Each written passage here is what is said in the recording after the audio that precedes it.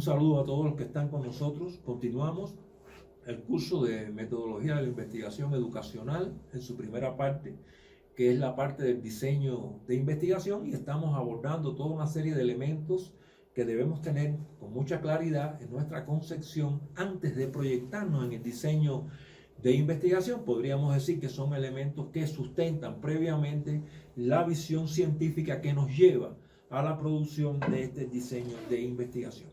Habíamos estado tratando lo que es la definición de ciencia a la luz de la teoría de los sistemas. Habíamos establecido la definición de conocimiento, que nos parece muy importante que todos tengamos muy claro que el conocimiento no es la realidad misma, sino es un reflejo de esa realidad en la conciencia del ser humano. Por tanto, cada conocimiento que vayamos adquiriendo no es más que un reflejo de la realidad. O sea, en este sentido habíamos aclarado que el conocimiento no es la realidad misma, sino es una imagen de la realidad. Y habíamos dicho que la ciencia no es más que ese sistema de conocimiento acerca de la realidad objetiva, y en este sentido tendríamos que precisar qué conocemos como realidad objetiva. La realidad objetiva no es más que todo aquello que existe, que verdaderamente existe, con independencia de la conciencia de los seres humanos. Sabemos que la ciencia ha ido incorporando nuevos conocimientos, es decir, que ha ido comprendiendo mucho mejor la realidad objetiva, y el desarrollo de la ciencia nos permitirá conocer mucho más acerca de la realidad que hoy nos es desconocida desde el punto de vista científico. En este sentido, podríamos aclarar algo importante que tiene que ver con todo esto, que es la llamada dialéctica de las verdades. Generalmente existe una pregunta desde el punto de vista científico de si en la ciencia verdaderamente existen las verdades absolutas. Nosotros podríamos decir que sí, en la ciencia existen las verdades absolutas.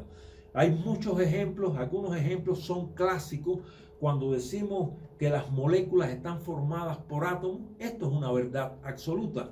Cuando decimos, por ejemplo, que los átomos están formados por partículas subatómicas, esto es una verdad absoluta.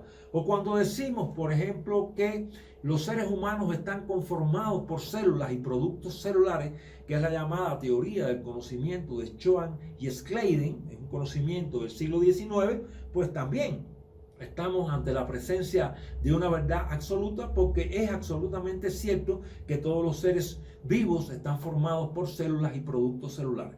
Ahora bien, estamos aquí ejemplificando de que sí, en la ciencia existen verdades absolutas. Lo que tenemos que precisar es que la ciencia no trabaja esencialmente con verdades absolutas, sino que más bien trabaja con verdades relativas.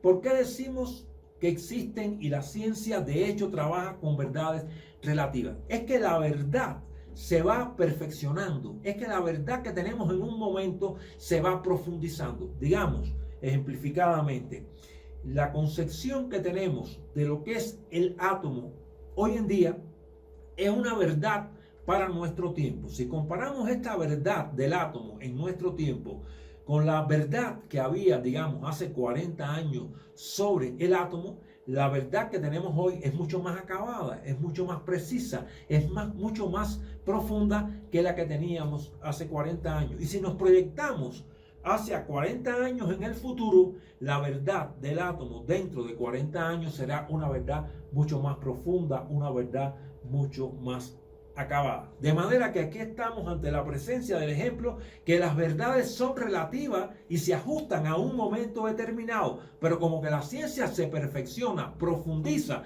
los conocimientos se acumulan y van siendo cada vez más acabados y más correspondientes con la verdad objetiva, las verdades van pasando por distintos momentos de verdades relativas, siendo cada vez más verdades objetivas, porque se acercan mucho más a la realidad que estamos investigando. Cuando hablamos de la dialéctica de las verdades, hablamos de verdades absolutas, hablamos de verdades relativas y hablamos de verdades objetivas.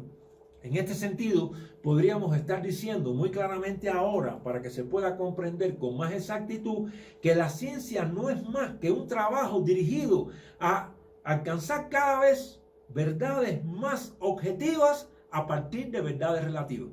Eso significa que la ciencia va perfeccionando las verdades.